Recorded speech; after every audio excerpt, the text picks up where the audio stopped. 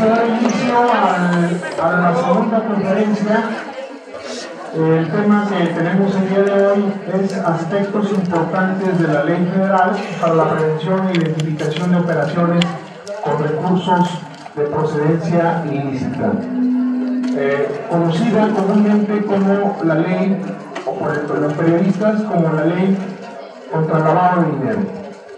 Bien, me voy a permitir previamente al hacer la presentación de nuestro invitado y ponente, mencionar quienes forman parte de la mesa de presidium. Se encuentra con nosotros el ponente, doctor José Rodolfo Chávez de los Ríos.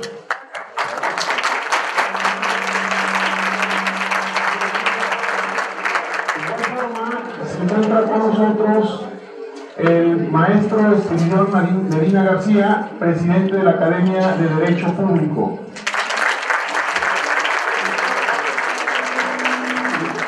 Y también se encuentra con nosotros el maestro René Cortés Ocáliz, de igual forma un académico distinguido aquí del Departamento de Ciencias Sociales y Jurídicas.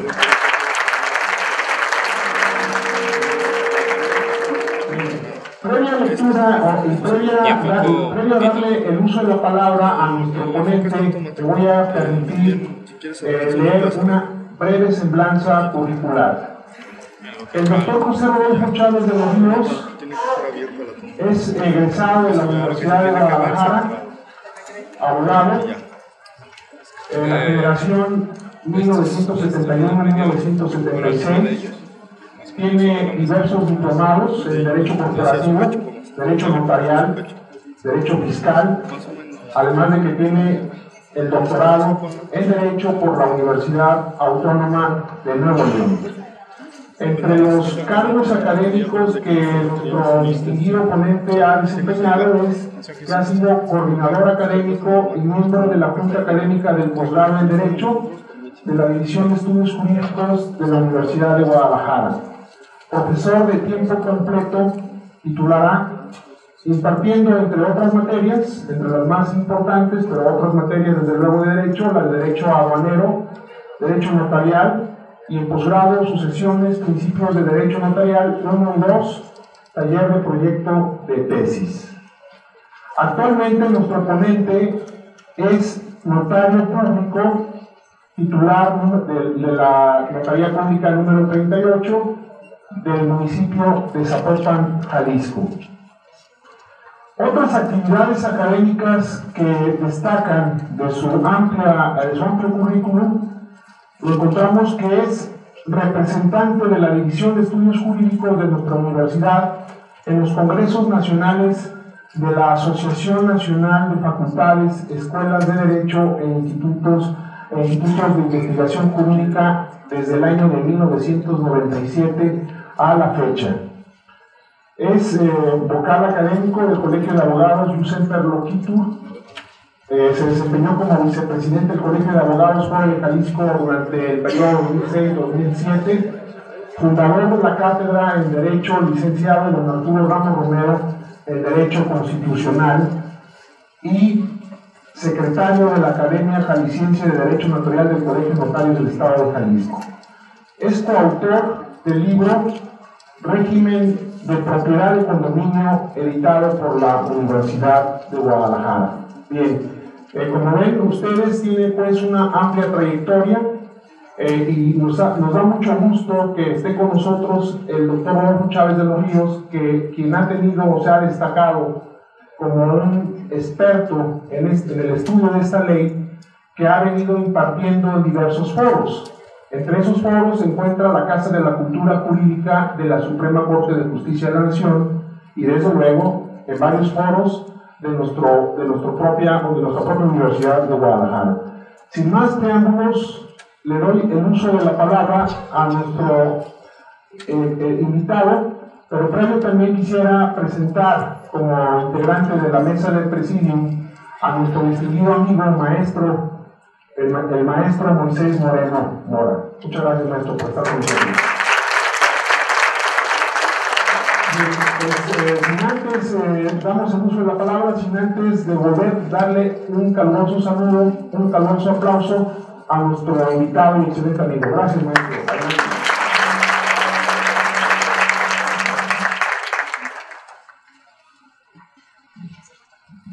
Bueno, ¿sí me oyen? ¿Se escucha bien? Bueno, pues que nada, muchas gracias por la invitación, mi agradecimiento a la Academia de Derecho y de su centro universitario y de la gestión empresarial. Mi agradecimiento a mis compañeros, el maestro Espiridión Medina, el maestro René Cortés, a los Ulises Moreno, que honran ser compañeros de generación. Somos ya medios viejitos, unos carracos, ya muy sobados, como si hace 40 kilos, muy flaco, con mucho pelo, parecía Luis Miguel, pero no cantaba.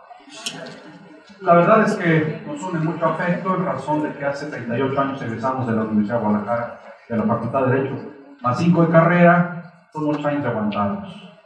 En distintos cargos los he conocido a todos, en distintas responsabilidades personalmente, y la vida nos sigue uniendo, además de las aulas. La virtud de las profesiones es saber y tener amigos. Les recomiendo que lo hagan.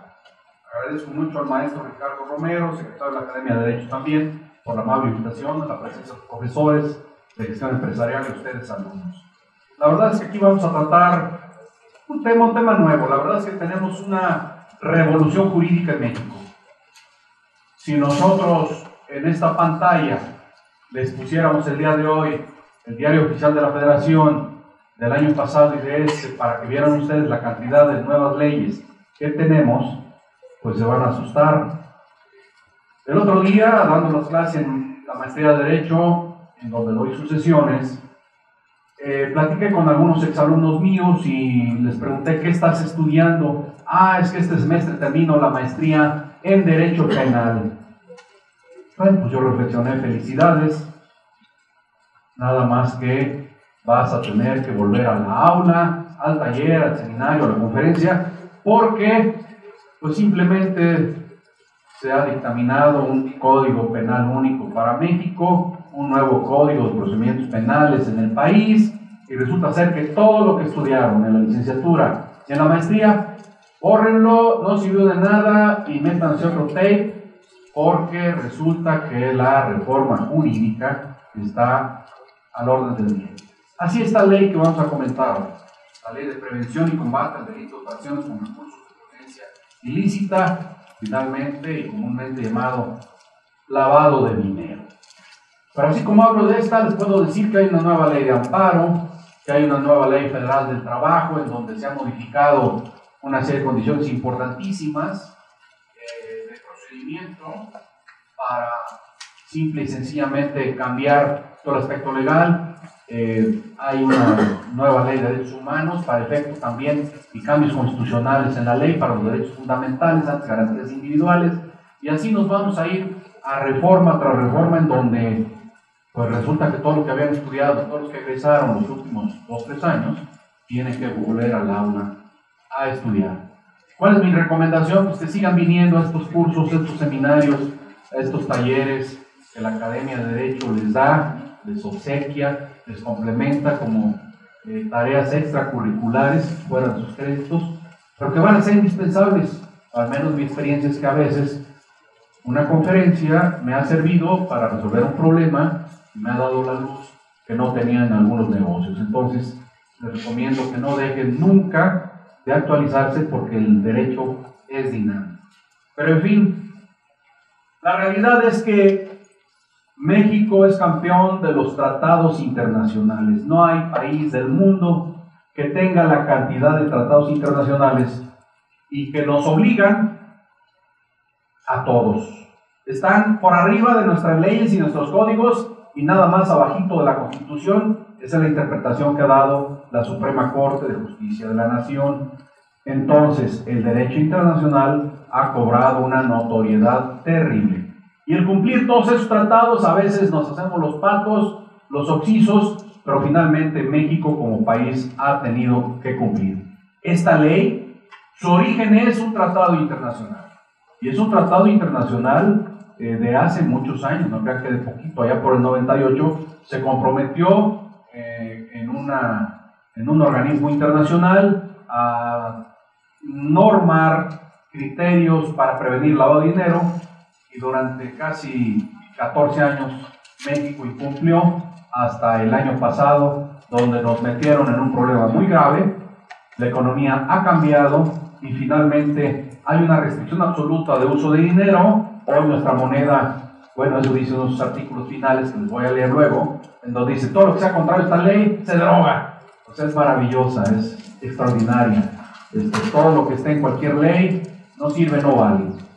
A nosotros los notarios nos ha obligado de manera absoluta y total, porque a nosotros nos consideran agentes de operaciones vulnerables, y entonces, no obstante que la Secretaría de Hacienda y Crédito Público siempre ha tenido información en línea, por internet, de todas y cada una de las operaciones inmobiliarias que en el país se hacen, hablo de compra-venta de bienes inmuebles.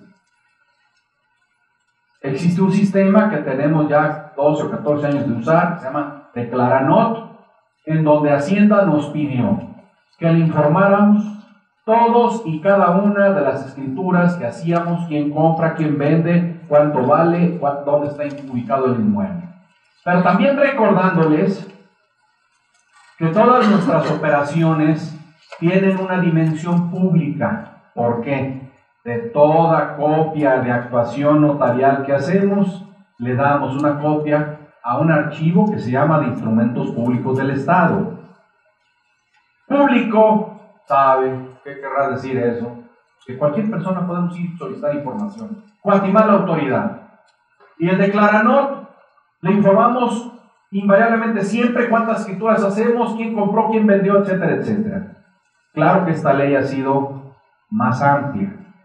La realidad, yo no creo que le evite a la delincuencia el uso de recursos de procedencia ilícita.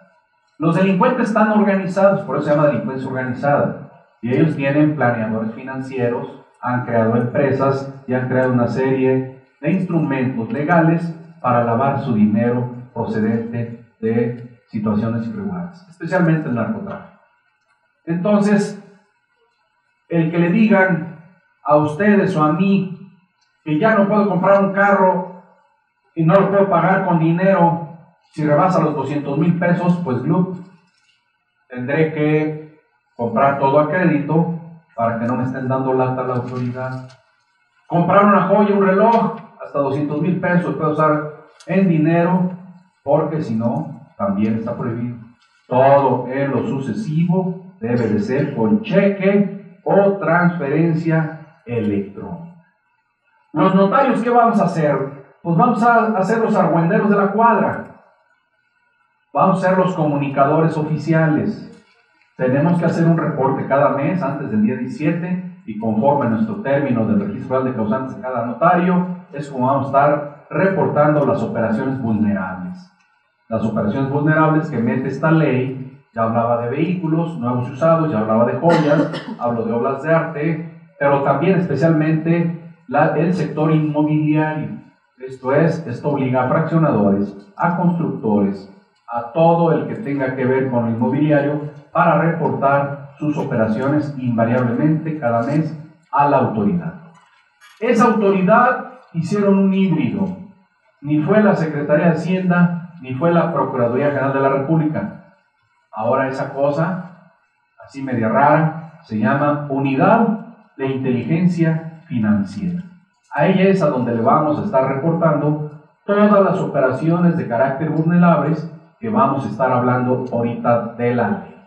Entonces, pues, a nosotros nos tocan especialmente dos factores bien importantes. Identificar quién hace la operación, la escritura, la compra, y decir con qué se pagó. Y nos prohíbe a los notarios hacer operaciones que sean de pago en efectivo. Hay un límite para el pago en efectivo que la ley nos ha establecido, y de todas tenemos que hacer un reporte invariablemente cada mes de lo que hagamos. Y nos exceptúa los créditos que otorgan las instituciones financieras, los créditos que otorgan pensiones, Fobiste, cualquier institución pública que preste. Pero ¿a dónde va esto? Bueno, a que todo el mundo declare de dónde viene el dinero y a dónde va, quién lo está percibiendo, y si está pagando o no impuestos.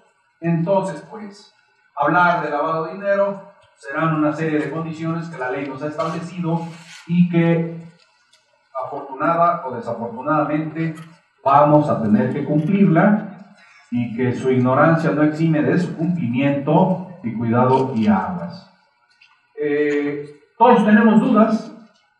Hemos hecho en el colegio notario, me toca a mí organizar las conferencias, aproximadamente 10 talleres, seminarios, foros, han venido de la Unidad de Inteligencia Financiera a platicar, e invariablemente siempre seguimos con dudas, con problemas de declaración, hasta dónde, cómo y cuánto, y entonces pues las dudas se nos comienzan así medio a acabar, y ya estamos en la aplicación de la ley, y aún así seguimos.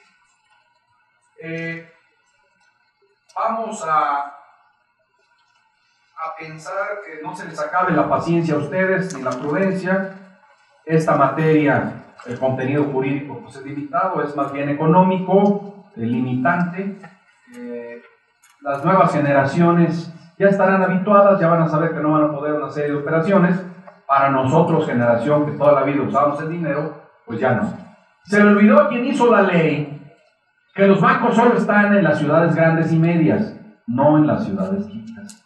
Se les olvidó que el 70% de la población mexicana no tiene chequera. Entonces, ¿qué va a suceder en el futuro? Bueno, ustedes se van a dar cuenta a través del periódico que van a aumentar los asaltos, porque la gente va a evitar llevar su dinero al banco, porque si lo lleva al banco el SAT le va a cobrar ICR y tendrá que declarar de dónde y cómo está recibiendo los 50, los 30, los 80 o el dinero que le entre a su cuenta bancaria, aunque lo tenga en 5 o 10 bancos distintos. Se los van a acumular en una sola cuenta y le van a decir dentro de 2 o 3 años, a ver mi cuate, en estos 3 años has acumulado ingresos por $500,000 de pesos. No me los declaraste, cuate. Hoy me pagas ICR y simplemente te doy chance. Primero, que me lo pagues en un solo golpe. Segundo, te doy chance que pagues en 6 meses. Tercero, en 12 meses. Es más, sin cobrarte intereses. Pero ven, firma el convenio donde reconoces que debes y que tienes que pagar los impuestos sobre la renta. Esto es la utilidad de la ganancia que se genera por tus ingresos. Y nos obliga a todos. Ustedes, futuros profesionistas, tendrán que darse de alta al registro de causantes, porque nos metieron en otro problema más grave fiscal. Toda factura será digital, será electrónica. Entonces nos amarran con facturas por cobro de honorarios o por lo que sea, y también obligan a las empresas a declararlo vía el SAT, porque todo lo electrónico exige la ley una memoria, invariablemente siempre. A nosotros los notarios, de todo lo que hagamos, invariablemente siempre debemos de tener un respaldo de cuánta documentación se use para realizar una operación notarial. Constitúyase una SA, una CSC, la que ustedes quieran, le debo de informar a la Unidad de Inteligencia Financiera que se constituyó una persona moral o una persona jurídica. Si alguien compró y vendió acciones de una empresa, tendré que notificar ese hecho.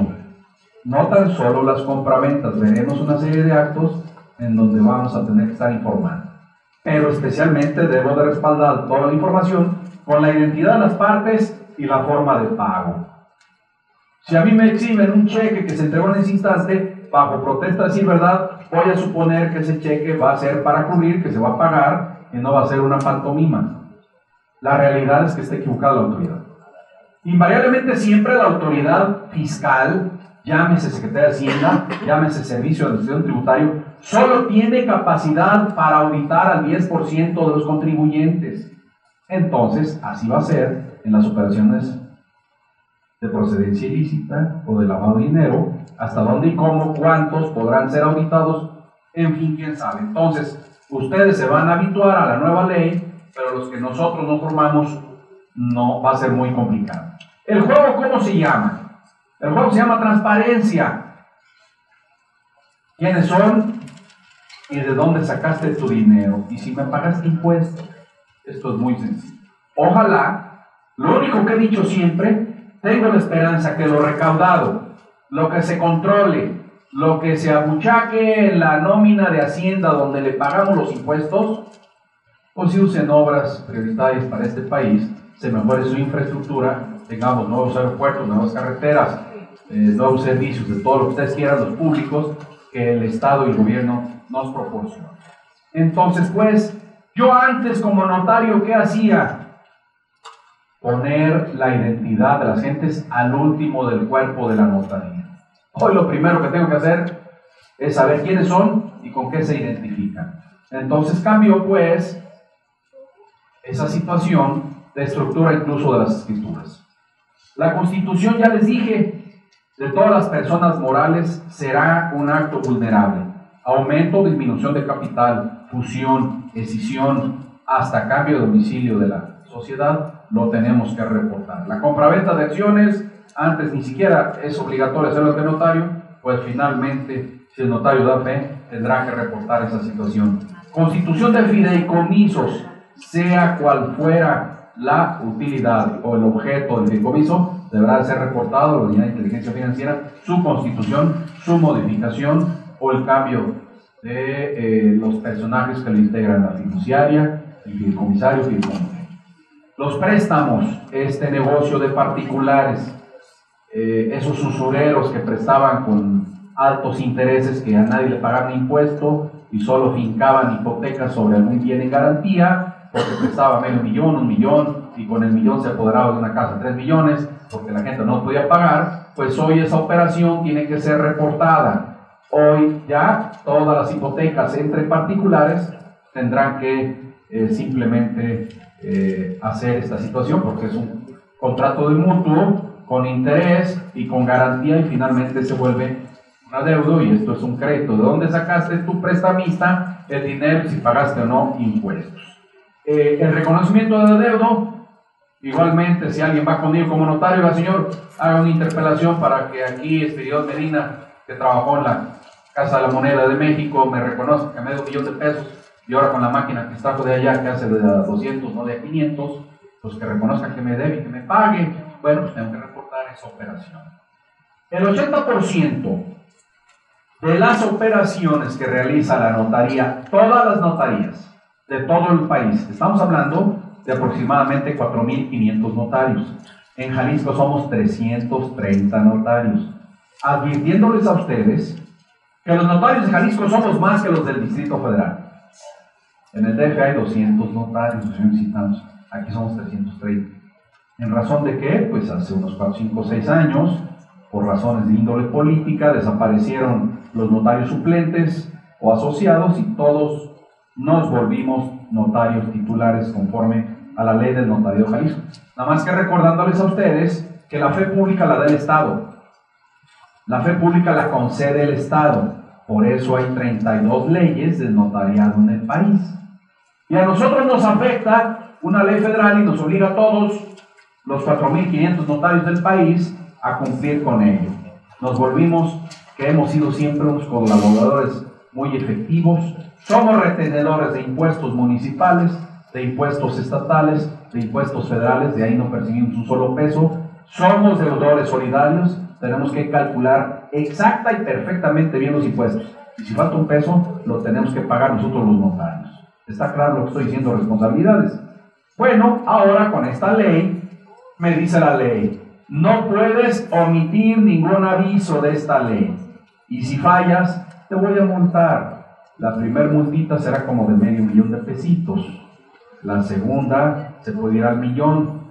Ya no hay tercera. La tercera te doy de baja como notario, notifico que te corren, y si actuaste con dolo y mala fe o coadyuvaste con un delincuente, te puedo ejercer acción penal en tu contra por ese hecho. Entonces la ley no tan solo nos volvió colaboradores, estamos amenazados de la guillotina, todos los notarios que no cumplan con esta nueva ley federal de prevención de operaciones ilícitas de procedencia de la delincuencia. Entonces el 80% de nuestro protocolo notarial simple y sencillamente está lleno de operaciones vulnerables, o sea que todos los protocolos de los 4.500 notarios del país resulta que tienen que estar permanentemente notificando todas las operaciones que hay. ¿Y a dónde vamos? Primero, beneficiario de la operación. A ver, ¿quién está comprando esto y con qué dinero y quién se va a beneficiar? Segundo, importantísimo, su identificación. Pero aquí es donde la puerca torció el rabo y es una gran falacia. Y yo digo siempre que es una gran falacia porque la identidad de las partes, quizá ustedes lo lograron hacer en alguna ocasión para ir a algún antro donde no los dejaban entrar por ser menores de edad y conseguían un IFE falso. Bueno, los delincuentes, el más jodido, trae 10 credenciales del IFE legalmente expedidas con 10 nombres diferentes. El IFE, bueno, ya no existe, ya desapareció, perdón, hace 8 o 15 días me quedé con el chip. Hoy se llama Instituto Nacional Electoral. Pero hay un registro nacional de electores, que es la que expide las credenciales para votar. Un instrumento solamente hecho para votar, pero de facto, sin ley de por medio, sin norma. Tenía un maestro que le decíamos el Tiliche, Mario Hernández, era muy simpático y él decía en la clase de Derecho Penal, y comenzaba, nulam cuman sine lege. No lo quería decir en latín, que sin ley no hay pena. Bueno, aquí sí tenemos pena por las credenciales de identidad falsa, porque se considera un delito electoral, pero difícilmente la autoridad electoral ha actuado, la FEPADE, que es la Fiscalía Especial para Delitos Electorales. Es rarísimo y sacáramos una estadística, no nos damos cuenta que casi a nadie se le sanciona por ese hecho, pero en cuanto detienen a cualquier delincuente en este país, todos usan nombres falsos e identidades falsas. Nuestro problema más grave a los notarios es, claro, vamos a hacer nuestro actuar bajo protesta de decir verdad y con la mejor buena fe, pero resulta que hay una cantidad inmensa de gentes que traen identidades falsas. Y aquí comienza el problema de la ley de lavado de dinero, donde van a perseguir a una gente, primero que no existe, invariablemente sí. Voy a comentar un hecho penal que les podría servir de referencia. En la muerte del cardenal Juan Jesús Posadas Ocampo, aquí en Jalisco, aquí en el aeropuerto, en una balacera que se suscitó y que hubo muchos muertos, dijeron que iban sobre el Chapo Guzmán y que el grupo contrario era lo de los Arellano Félix, y que uno de los ejecutores era un señor que se llama Humberto Rodríguez Alarrano. Por ahí andan los apellidos. Bueno, para no hacerles el cuento largo, no lo hallaban, identificaron como uno de los sicarios y nunca lo hallaron en 4, 5, 6 años. Y el señor, ¿saben dónde estaba escondido? Procesado en la penal de Tijuana con un nombre falso, pues nadie lo hallaba. El sujeto se hizo apresar para que nadie lo encontrara mientras lo buscaban por el homicidio del cardenal. Finalmente no sobró quien en aquel penal algún día le puso el dedo y les dijo, no lo busquen, miren, aquí está guardadito, nomás que aquí se llama Pedro Pérez, ¿verdad? Y resulta que pues así lo detuvieron y con credenciales de IFE falsas. El propio Registro Nacional de Electores confiesa que el 10% de sus credenciales de identidad otorgadas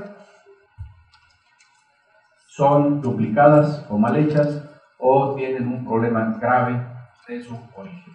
Entonces, identidad, beneficiario, tenemos que hacer la absoluta conservación de los documentos cuando se hacen las operaciones notariales. Si no los conservo, me multan, me sancionan o me meten a la cárcel. Un respaldo documental y un respaldo digital, electrónico, para cuando quiera la autoridad confrontar, cotejar o revisar, lo puede hacer de manera ágil. La obligación, pues, de verificar los medios de pago. Insisto, ya el efectivo no está autorizado por la ley, tiene sus límites, la gran mayoría de operaciones tiene el límite de los 200,000 pesos, de ahí para allá todo será cheque o transferencia electrónica. Deja muchas dudas, invariablemente siempre. ¿Por qué? Bueno, pues cuando nos hablan de organismos públicos de vivienda, pues nadie dice, en ninguna ley bien establecido ni definido cuáles son los organismos públicos de vivienda, y solo la ley de ICR define a instituciones financieras, o podríamos darnos el lujo de revisar hasta Pemex, porque Pemex presta dinero para hacer vivienda para sus trabajadores, el ISSSTE, el Infonavit o los créditos de carácter bancario. En la materia de poderes, con los notarios, solo los poderes irrevocables, que digan esa palabra, irrevocable, son los que serán reportados. Los poderes comunes y silvestres para pleitos, cobranzas, administración de actos dominios son invariablemente siempre los que hacemos, y les recomiendo a ustedes que nunca pidan un poder irrevocable, porque para la autoridad fiscal o para la UIF va a ser una transmisión de propiedad y entonces tendrán problemas.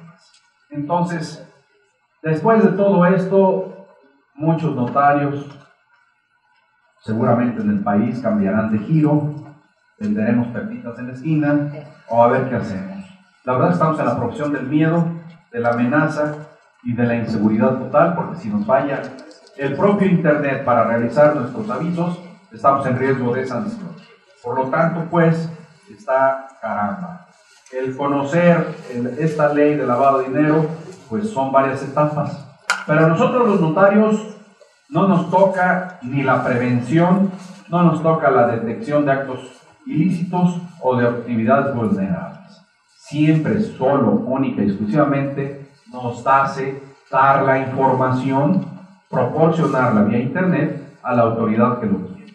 Entonces, pues, ¿de qué se trata? Bueno, por ejemplo, determinar con los prestanombres, que antes se hacía a través de un poder y finalmente un mandato, y bueno, se ponía a disposición un bien inmueble o cualquier otra situación sin saber que la operación venía de una procedencia ilícita. Recuerdo mucho que inclusamente se da en el norte, especialmente en Tamaulipas, en donde procedieron y les decretaron orden de aprehensión a más de 25 notarios, en razón que se vendieron ranchos a través de procedencias ilícitas. ¿Y qué es lo que sucedía? Tenían a la gente secuestrada, llevaban a los parientes con el notario para efecto de que se dieran o aparecieran o aparentaran una compraventa, mientras soltaban a quien tenían secuestrado, y todas esas operaciones eran de procedencia ilícita. Ya que soltaron a la gente, pues ya la gente procuraba, la que no tenía miedo, la nulidad de la escritura o alguna otra actividad, pero por lo pronto se vendían los inmuebles o los ranchos. Entonces, pues, nos tenemos que acostumbrar a esta ley, pero reitero, es algo que nosotros los notarios ya hacíamos vía Declaranot. Seguimos haciendo la declaración, pues, de notarios vía Internet al SAT, a la Secretaría de Hacienda y Crédito Público. Bueno, ahora ya no nomás el Declaranot, sino estos avisos de operaciones vulnerables a la Unidad de Inteligencia Financiera. El 16 de julio del año pasado se cuadruplicaron el número de escrituras que se hicieron, porque al siguiente día entraba en vigor esta ley de lavado de dinero. Entonces todo el mundo hizo lo que tenía que hacer para cambiar de nombre, vender, comprar o hacer, porque hasta no se reportaban las operaciones. Entonces esta ley lo que hace es una restricción al uso de efectivo, y entonces tenemos los problemas. Ya está un reglamento de la ley y bueno, ya está publicado, la ley nos ha alcanzado y lo único que nos toca es dar la información. Aunque estuvimos hace cosa de 2 meses con la Unidad de Inteligencia Financiera ahí en el Colegio de Notarios, y el sujeto, susodicho funcionario que vino iluso, nos decía: pero cuando ustedes notarios noten una operación rara que se está haciendo, ustedes solo pónganos un aviso de alerta para nosotros dedicarnos invariablemente siempre a perseguir, investigar a la persona que lo hizo. Ya me viera yo que hubiera ido conmigo Joaquín Guzmán Loera, alias el Chapo, que lo tuvieron, y que hubiera hecho una compraventa y que a mí me pareció medio sospechoso, porque pues está igualito un compañero mío que se llama Miguel Arturo Ramírez Díaz de Tapalpa, y que los podría poner como si fueran calcomanía los dos, y entonces les podría decir: no, pues es que este se parece a Miguel y se me hace que este va a ser, y le pongo una alerta, ¿no? Bueno, pues sería sospechoso, brutal, absurdo que nosotros los notarios ahora nos volvamos detectives, que eso es lo que quiere la autoridad y eso es lo que no hemos aceptado. La Organización de Naciones Unidas, la ONU, dice que el 2% del Producto Interno Bruto Mundial, esto es lo que se genera, es dinero sospechoso. Esto es, que no puede justificar su origen, que los conceptos que son, bueno, pues puede ser corrupción, puede ser delitos, puede ser la economía informal que tenemos. Yo tengo un amigo que es muy inteligente y que le quiero aprender. Yo, ¿para qué demonios? Estudié una licenciatura, estudié una maestría, estudié un doctorado y tengo que seguir estudiando porque si no ya no vale. El señor, mi amigo, terminó nada más la primaria, pero les quiero decir que tiene 40 puestos en los tianguis de Guadalajara. Solo paga 50 pesos diarios a los ayuntamientos, depende de donde se ponga el Tlaquepaque, Zapopan, etcétera, Tlajomulco, qué sé yo. Son más de 2,000 tianguis aquí en la ciudad a la semana. Bueno, este señor tiene un promedio de 100 empleados que manda a sus tianguis, a sus puestos, donde vende ropa usada, vende lo que se les ocurra. No paga un impuesto de ICR, no paga IVA, no paga Infonavit, no paga Seguro Social, no declara a la autoridad. ¿Dónde clava su dinero? No lo sé. Espero que no le pase nada, pero el señor genera millones de pesos con un trabajo a la economía informal. A eso nos llevaron los últimos sexenios, a que nos vayamos a la economía informal, a no declarar. Yo no puedo irme para ningún lado porque yo una escritura, una factura. Aquel señor, venda lo que venda, primero, no recibe tarjeta de crédito, no hace ningún crédito de nada y solo recibe dinero en efectivo. Bueno, pues se me hace que me voy a poner mejor puestos de tianguis, que estar en una profesión ahora del miedo. Entonces, pues, como les platicaba, el nacimiento de la obligación contractual a través del Tratado Internacional se hizo con el GAFI. Este es un grupo de acción internacional, de acción financiera, en donde diversas instituciones, la OCDE, el Fondo Monetario Internacional y otros, han tratado de ver y prevenir ilícitos con las leyes de lavado de dinero. Esta ley tropicalizada, pues, no cumple ni siquiera el 100% de las recomendaciones internacionales, pero bueno, comenzó México dizque a cumplir después de más de 14 años que tenía la obligación. Problemas nuevos, fiscales, impuestos, registrales, notariales con esta ley se van a causar. El impuesto, de cómo y de qué manera se termina, y las operaciones que tenemos que avisar. Entonces, estos avisos que se han venido dando y que vamos a seguir haciendo de constitución, transmisión de derechos reales de inmuebles, de poderes irrevocables, de aumentos, disminución, fusión, escisión de capitales o de sociedades, compraventa de acciones, fideicomisos, todos los mutuos, pues finalmente son operaciones que vamos a seguir reportando y que ya están en vigor. Es decir, que si es constitucional o no, pues no me toca a mí interpretar, ni quiero meterme. Más de 35 notarios de Jalisco y algunos 100 de todo el país se ampararon. Bueno, pues resulta que ningún amparo prosiguió. Entonces, pues vamos a ver si están en revisión o si algún día la Suprema Corte nos resuelve qué tan constitucional fue esta ley.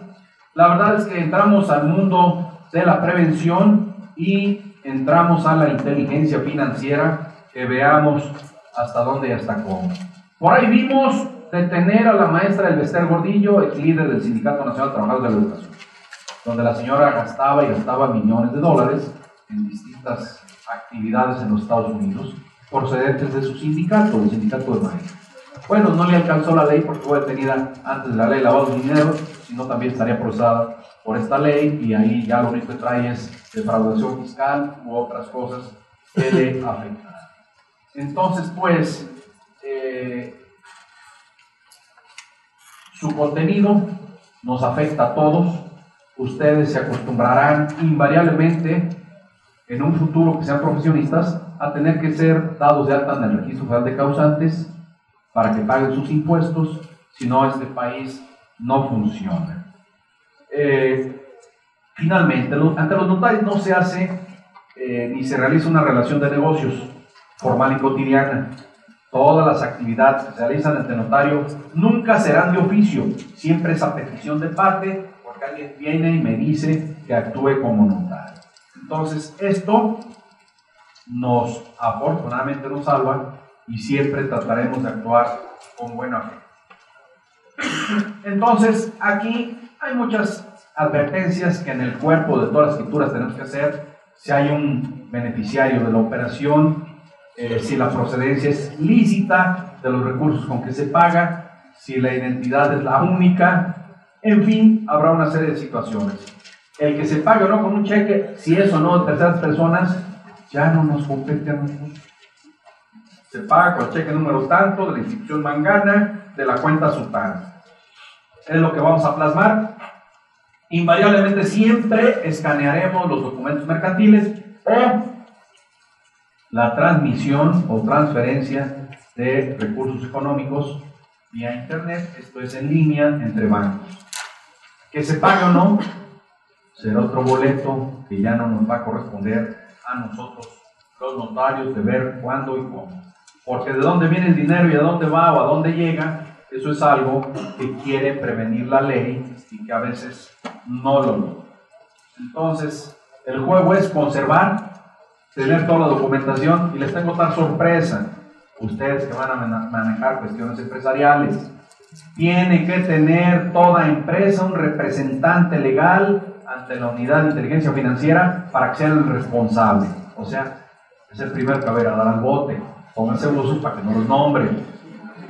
Sus apoderados, sus gerentes o presidentes de consejos de administración los hace corresponsables, junto con los accionistas, el Código Fiscal de la Federación.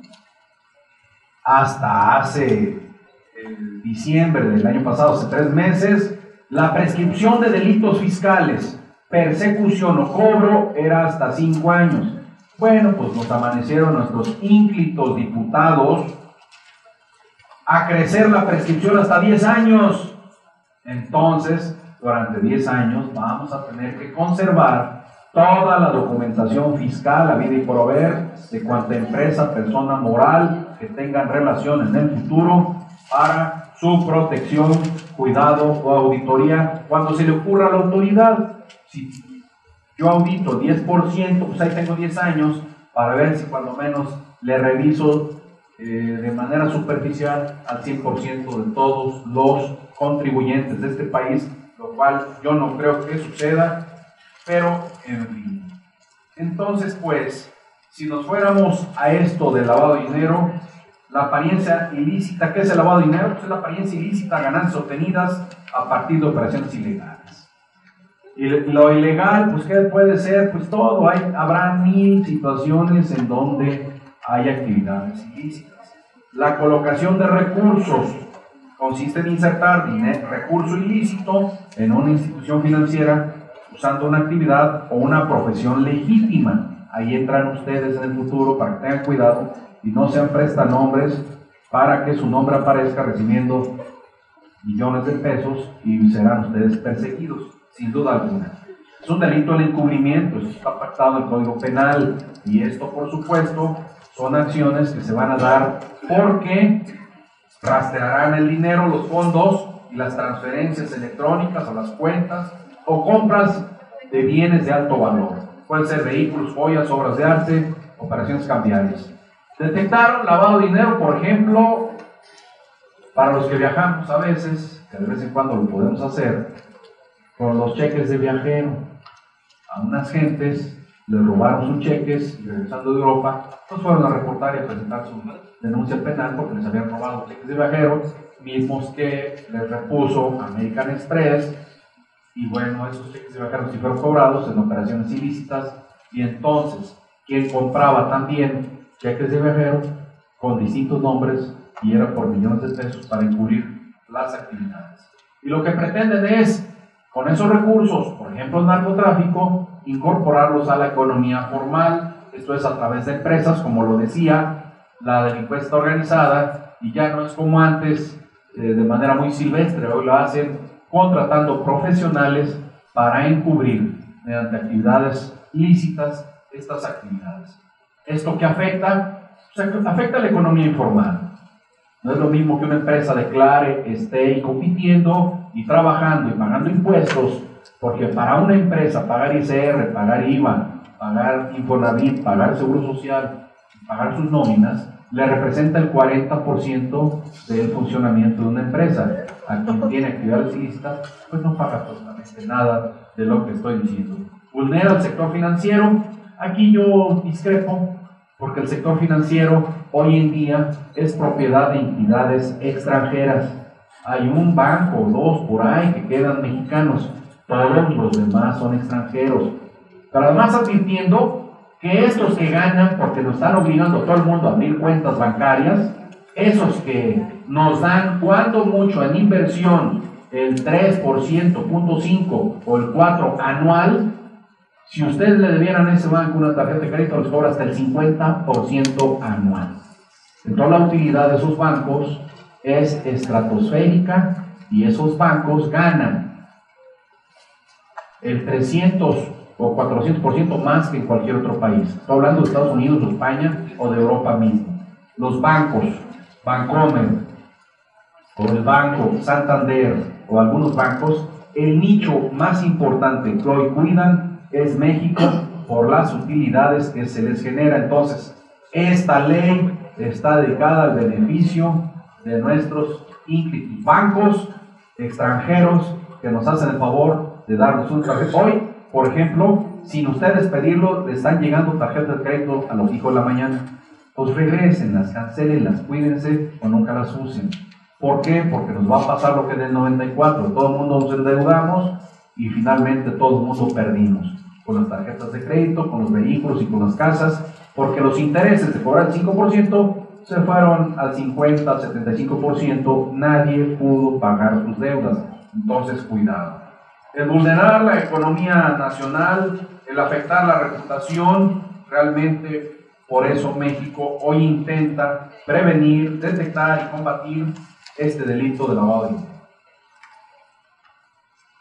Finalmente, simple y sencillamente, ese GAFI, el Grupo de Acción Financiera que detecta pues el lavado de dinero, lo que intenta es prevenir actos de terrorismo, lo que intenta prevenir es proliferación de armas.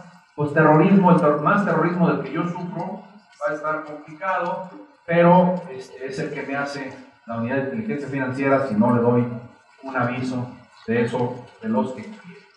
El GAFI en el 2012 realizó 40 recomendaciones que representan pues un esfuerzo importante. México pertenece al GAFI desde el 2000, o sea, hace 14 años. La primera recomendación dice que deberán hacer una evaluación de riesgo de qué puede ser utilizado el lavado de dinero para terrorismo, tomando en consideración actividades legislativas, que eso ya se está haciendo, ya se cumplió, y que implica a bancos, implica profesiones, implica actividades. Por eso, seguramente a corto plazo ustedes lo verán, que nuestros diputados nos obligarán a colegiarnos. Ahorita ningún colegio de profesionistas funciona, o muy pocos, pero esto está pactado desde el Tratado de Libre Comercio en el 93, pero hoy, después del 2012, nos está exigiendo que todos nos colegiemos para vigilar a los profesionistas. Nosotros nos volvimos expertos evasores fiscales. Pocos abogados del país declaran sus impuestos, por decir un solo ejemplo. Bueno, hoy los van a obligar con la colegiación a tenerlos más controlados y vigilados y supervisados en sus actividades. Y bueno, habrá recomendaciones pues para actividades y profesiones no financieras. Y bueno, aquí es donde empieza. Se comienza a vigilar los casinos, que antes no teníamos este problema, y que estúpidamente el gobierno federal nos puso casinos hasta la entrada de cualquier calle, de cualquier colonia, de cualquier avenida, y hasta la sirvienta de mi casa va y se juega su sueldo cada semana y lo pierde en los casinos. Los agentes inmobiliarios, esto es, todas las constructoras compraban cualquier cosa y luego lo revendían y no lo declaraban. Los joyeros, los comerciantes de metales preciosos que están involucrados en esta danza, les ha afectado, y ahorita todos los joyeros de Jalisco están que lloran porque venden el 50% de lo que vendían el año pasado. También los agentes inmobiliarios. A nivel nacional hay una asociación nacional de agentes inmobiliarias que aglutina a todos los que venden inmuebles, todas las agencias de venta de casas. Bueno, todos declaran estar por el 50% abajo de sus actividades en el 2013. Los abogados, los notarios, profesionales jurídicos independientes, los contadores que se exponen a realizar transacciones o realizan transacciones para sus clientes, cuidado, porque van a verse involucrados. Proveedores de servicios societarios o de los fideicomisos. Entonces, pues, nos vamos a encontrar problemas, que han pedido a los bancos pues que mantenga una actividad absoluta y total de los registros de sus clientes, que reporte las operaciones sospechosas, olvidándose al Gafi que simple y sencillamente los bancos están reportando operaciones sospechosas arriba de 10,000 pesos. Y le han venido bajando, porque antes era como de 80,000 pesos el reporte de cualquier operación al Banco de México, a la Secretaría de Hacienda. Hoy no, hoy la que sea, si el banco cree que es sospechoso. Por supuesto que todas estas actividades que antes se protegían por la ley, pues resulta ser que hay situaciones. Hay varios mitos de esta ley que la autoridad cree que son mitos, que se van a entorpecer la operación de negocio y la economía, pues está sucediendo. En este instante les quiero decir y confesar que en mi notaría enero y febrero absolutamente nadie quería hacer ninguna compraventa. Apenas están comenzando las operaciones y con créditos financieros. Entre particulares, cuando mucho llevo 5 escrituras en 3 meses. Esto quiere decir que hay una baja súbita absoluta donde la gente no sabe qué hacer, o si lo quiere hacer, o si lo debe hacer con dinero y solo con cheques. Que se va a investigar los movimientos, por supuesto que se van a investigar, los tenemos que reportar. Que se hace con fines recaudatorios, veremos qué tanto aumenta la recaudación, pero si no aumenta, cuando mucho y en serio, por lo que reportan las asociaciones y cámaras de comercio, está disminuyendo la recaudación. La informalidad está aumentada. Nadie me puede decir que hay un tianguis menos, hay un tianguis más en todo el país. ¿Que pone en riesgo mi patrimonio? Pues yo no, pero el de muchos probablemente sí. Hay que cumplir, nos sale barato, ojalá no me cachen si fallo. Y bueno, eso de que todo el mundo lo hace no es cierto, ¿no? El objeto pues es prevenir y combatir el lavado de dinero. Proteger el sistema financiero me parece absurdo. Los bancos se protegen solos y llevan una ganancia del 400%, entonces no ocupan que nadie los defienda. El establecimiento de medidas y prevenciones para detectar, pues ya las tienen, ojalá que se cumplan. Y la coordinación interinstitucional, esto es, que va de por medio Procuraduría General de la República para la prevención de delitos penales y la propia Autoridad Financiera, Secretaría de Hacienda, a través del SAT. Entonces, actividades vulnerables, juegos y sorteos, tarjetas de servicio de crédito, tarjetas de prepago, tarjetas de devolución y recompensas, cheques de viajero, montos y préstamos o créditos entre particulares. También está por avisarse los blindajes de casas o coches, de los compraventa de inmuebles, compraventa de metales y joyas, de obras de arte, de vehículos, traslado y custodia de valores, servicios profesionales, fedatarios públicos. Nosotros vamos, igual también van los corredores públicos, porque ellos como auxiliares de la cuestión mercantil, de la cuestión comercial, aparecen los corredores públicos. Los donativos hoy se tienen que manifestar y también tienen un límite para su deducibilidad, y entonces antes eran donativos extraordinarios a diversas fundaciones, hoy tienen límites y reporte. También hay vigilancia extrema al comercio exterior. Todos los agentes aduanales o cualquier persona, hoy en día porque se va a modificar la ley aduanera, que haga una operación de importación o de exportación, tiene que dar su informe a la UIF, a la Unidad de Inteligencia Financiera, donde reporte todo lo importado o lo exportado. También el arrendamiento de inmuebles cuando la renta mensual supere los 80,000 pesos. Entonces, ¿dónde está el umbral? ¿Dónde están los límites? Bueno, tendremos que informar transmisión o compraventa de inmuebles cuando rebase $1 millón. El otorgamiento de poderes irrevocables siempre. Constitución de personas morales o modificación siempre, y tiene umbral para su aviso de 500,000, 520,000 pesos. Constitución o fideicomisos modificación, etcétera, también de 521,000 pesos. Otorgamiento de créditos o mutuos por particulares, siempre. Los avisos serán los días 17 de cada mes. Compraventa de vehículos nuevos usados, 208,000 pesos. Límite de uso de efectivo. Compraventa de relojes, 208,000 pesos. Adquisición de boletos que permita juego con apuestas, concursos, sorteos y premios, hasta 208,000 pesos. Servicios de blindaje de carros y casas, 208,000 pesos. ¿Por qué le gustó ese número? No lo sé, pero la autoridad no pregunta. Arrendamiento de inmuebles, nuevos o usados, 208,000 pesos. Entonces, pues, esta es la ley que nos toca cumplir y que, pomposamente llamada Prevención y Combate al Delito, Operaciones con Recursos de Procedencia Ilícita, podríamos seguir platicando mucho, pero la idea es dejar claro en ustedes que México ha cambiado, que México tiene nuevas responsabilidades internacionales y que tenemos que cumplir con ellas. Si hay una pregunta, si me la sé la contesto, si no me la dejan de tarea, y si no saco la ley y la discutimos. Pero por su atención, y el que se haya dormido, ustedes lo despiertan porque hay uno o dos. Los demás no tengo responsabilidad. Gracias.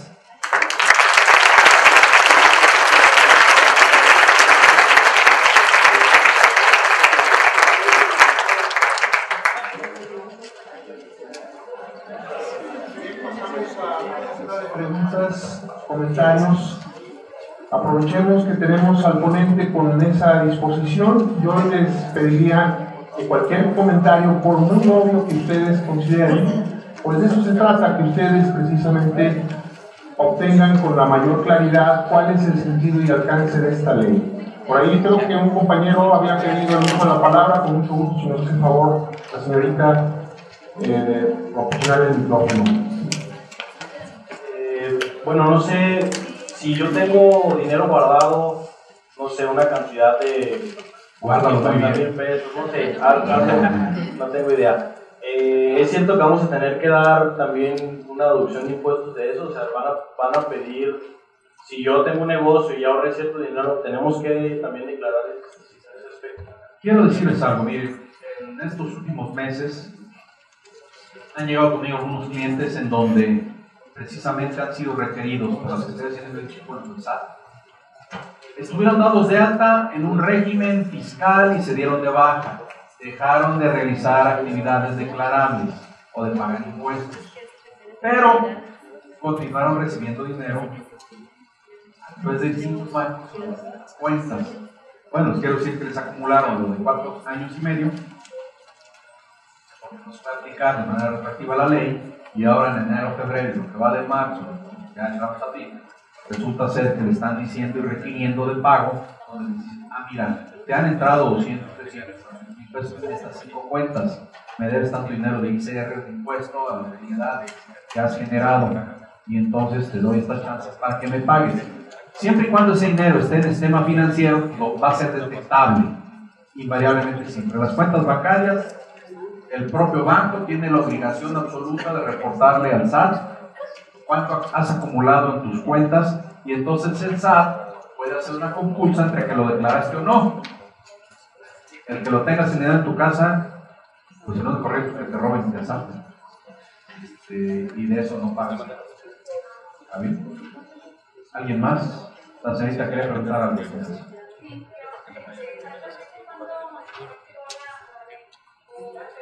El 16 de julio del año pasado, duramos varios meses sin reglamento, ya se publicó el reglamento el año pasado, hoy está en aplicación total y absoluta la ley y nos obliga a todos, la conozcamos o no. ¿Alguien más? Aquí como en el matrimonio, díganlo hoy o cállenlo para siempre. Adelante, primero atrás. Así, Lauro, por ejemplo, de que en un antro que tienen ingresos como de 5,000 pesos por mesa, ¿cómo lo declaran? O sea, ingresos, ¿en qué entorno, en qué sentido? En efectivo. En efectivo, 5,000 por mes, no. Por mesa. Por mesa. Ah, por mes, 5,000 al mes. Mesa. Mesa que más un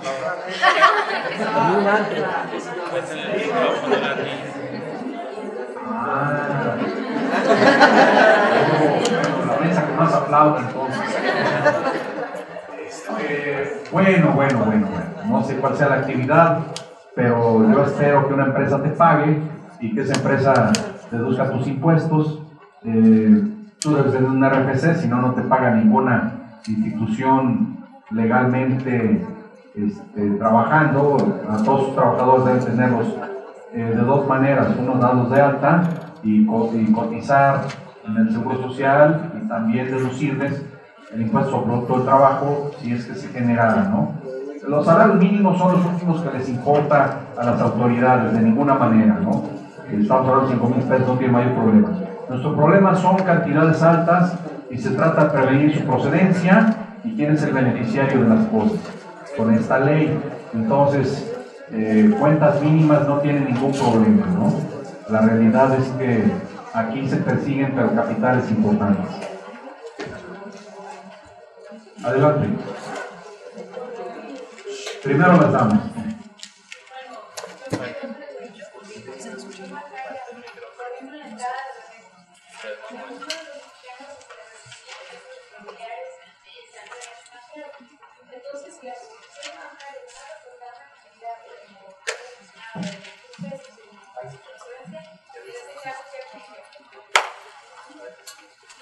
Bueno, primero felicidades si alguien les manda dinero. Es muy raro, a mí nadie me manda, espero que alguien sea comida. No, la realidad es que las remesas del extranjero han venido a la baja. Llegamos en un momento dado, México querido y nuestro, en donde nuestros paisanos, primos, hermanos, parientes, Estados Unidos, llevaron a tener más dinero que lo que generaba Pemex, para que se den una idea, las remesas que mandaban nuestros paisanos. Por los controles en los Estados Unidos y aquí en México han venido a la baja. De estar en cerca de 80,000 se bajaron a 50, de 50 se bajaron a 20, y de 20 andan en 12,000 millones de pesos y ya en 10,000 millones de pesos las actuales remesas que mandan nuestros paisanos de allá para acá. Si hay un sistema severo, es el sistema financiero americano, en donde cualquier cuenta por arriba de $1,000 la revisan y supervisan quién la manda, quién la genera y a quién llega, ¿no? Estas transferencias internacionales a través de diversos agentes financieros van a la baja, son de poco monto, también fueron utilizadas por narcotraficantes para estar mandando invariablemente siempre remesas y lavar el dinero a través de este formato, ¿no? Por supuesto que revisan la frecuencia de quién está mandando y quién está recibiendo el dinero. Hoy en día realmente son de poco monto, tampoco nuestros paisanos ganan tanto como para que manden $100,000 o $10,000, realmente son pocos los montos que se manejan. Aquí lo que están investigando es la frecuencia con la que se hace, ¿no? Y el acumulado que se genera. Si es mucho, sin duda que tratarán de investigar quién y cómo vendrán esas remesas. Pero cuando son de poco monto no tiene ninguna situación. Tenemos ese problema en diversos pueblos de México querido, en donde no hay bancos y llegan a través de nuevas agencias, porque ahora hasta Coppel y hasta la farmacia Guadalajara hace transferencias de dinero, en donde ya no son ni siquiera instituciones financieras, son dedicadas a otras cosas, pero que les han autorizado transferencia de dinero. Serán vigiladas indudablemente, y aquí lo que se va a tener que cuidar es el monto y la procedencia, por supuesto. ¿Ahí atrás?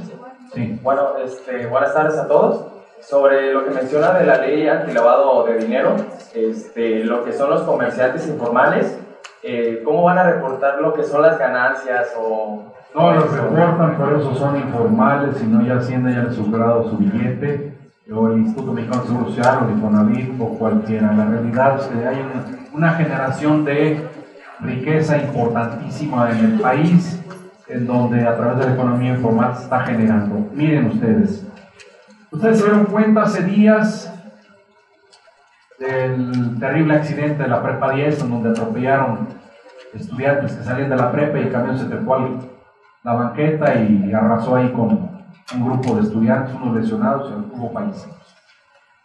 Cuando la autoridad se da a la tarea de ver qué camionera, qué ruta era y qué es lo que hacía, se dieron cuenta que esa ruta tenía, por decirles un ejemplo, autorizados 50 camiones, por decir un número, no me hagan caso. Pero ¿saben qué? Circulaban 100, sin autorización, sin placas, sin permiso, sin reporte a la autoridad. Es brutal la cuestión informal. No reportada a la autoridad, ni la utilidad, ni la ganancia, ni el trabajo, ni el empleo, ni el pago de impuestos, ni el pago de prestaciones. En el Distrito Federal deben de andar circulando unos 100,000 taxistas. Y si les digo que hay 200,000 informales, ¿me la creen? Bueno, ese es el problema que el gobierno federal, por carecer de controles o por corrupción, ha tolerado y ha permitido. Y todo el mundo lo sabe, pero nadie hace nada. Entonces, la economía informal es el primer cáncer que en este país tenemos, en razón de que ni hay control, ni hay pago de impuestos. En los tianguis se va lo robado, se va el contrabando, se va la piratería, se va todo lo que se les ocurra, que sirve para que vivan unas familias, pues sí, qué padre y qué bueno, pero a la hora de la hora veamos quiénes son los que están siendo beneficiarios de estas actividades. Entonces, pues, creo que lo informal es lo que más daño le causa al país, y aunque hay una generación de economía y de recursos, no son reportables, y entonces el contrabando, el robo, etcétera, se va a esas entidades. ¿Algo más? Adelante.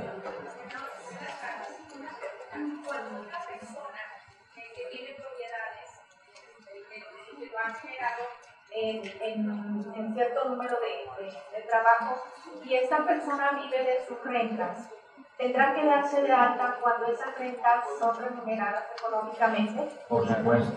La actividad del ¿Sobre qué arrendamiento... monto, perdón? Sí, la actividad del arrendamiento es una actividad que debe reportarse, en donde se cobra un IVA, si es que es un local comercial, si es casa habitación, no. Bueno, se reporta el ISR. ¿El ISR qué es? Es el impuesto sobre la renta. Es el gravamen que se le aplica a un lucro, a una ganancia por una actividad. Yo, notario, gano 100,000 pesos. Los desgraciados e infelices que hicieron las leyes, el año pasado pagaba 30% de impuestos, hoy pago el 34%. Espero que ese 4% más que me acaban de fincar, pues primero tenga para pagarlo, por supuesto, y que se genere. Porque se genera quiere decir que hay actividad comercial, pero cuando vayamos a la baja, pues ni eso vamos a andar pagando. El arrendamiento muchos lo evaden. Por supuesto, hoy esta ley nos exige que las rentas que rebasen los 80,000 pesos por ese concepto deben ser reportadas, deben de ser avisadas y deben de pagar impuestos. Cuando se genera un recibo oficial, debe de llevar el RFC de la persona otorgante y quién lo está pagando y cómo lo está pagando, ¿no? Eso dice la ley, que lo cumplamos es otra cosa. También hay una parte importante de los arrendamientos que caen en la economía informal porque no lo reportamos. En la práctica es, si son rentas bajas, no las reportamos. Entonces solamente si rebasa los 80,000. Eso dice la ley, para dar el aviso. Todos los recibos de arrendamiento deberían de pagar impuesto. Absolutamente todos, por poquito que sea, se genera un ICR. Ahora, si de ese arrendamiento me lo gasto todo y yo estoy consumiendo cosas y pagando impuestos, entonces ya no generaré un impuesto de carácter fiscal. Aunque este campo es 100% contable y de expertos financieros contables, la realidad es que yo creo que un 70% de arrendamientos no se reportan, salvo si inmuebles importantes o costosos son los que invariablemente siempre todo el mundo exige su recibo para deducir. Gracias. No, al contrario. Bueno, los amigos se conocen en la cárcel y en las conferencias. Siga preguntando, cobraremos honorarios más IVA, más CR y serán deducibles para todos ustedes. Yo les agradezco mucho su atención, estoy a sus órdenes. La autoridad del interior.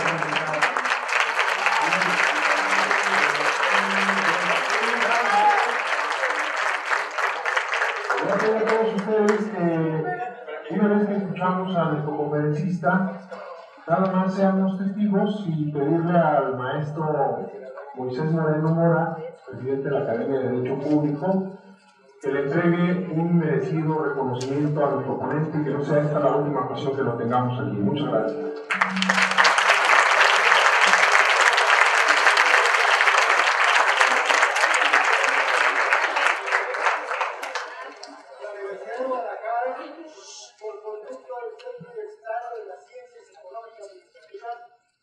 El Departamento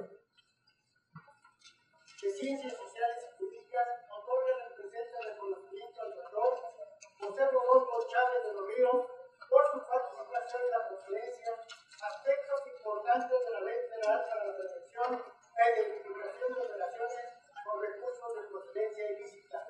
Muchas gracias, doctor.